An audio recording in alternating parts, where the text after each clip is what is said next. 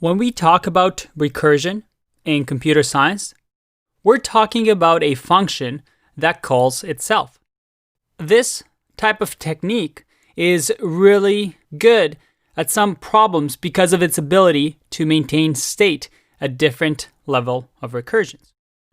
Just like our couchman watching TV here, recursion can be thought of as a bit of glass that gets filled up with recursive calls of functions, and then we start popping from the top until the very last function gets popped off and returns a value. One thing that we want to be careful of with recursion was this idea of stack overflow, this added memory space, as we keep calling the same function over and over until we possibly can reach a limit and get stack overflow.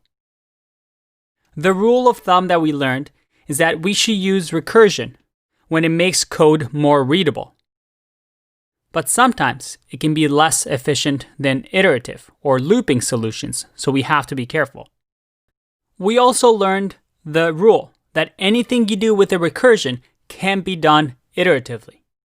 And in interviews, you'll get asked the question of the pros and cons of why we might want to use recursive over iterative. And I know I've brought this up before, but it's worth repeating. Recursion is interesting and clever, but can be costly. So you have to be really careful with it, because recursion and space complexity are not friends. But when it comes to some problems like sorting and tree traversal, you'll see that we're going to have to use recursive solutions to make things simpler. Specifically, when we talk about these upcoming topics, we're going to be using recursion. So get ready for it. Merge sort, quick sort, tree traversal, graph traversal, all use recursion.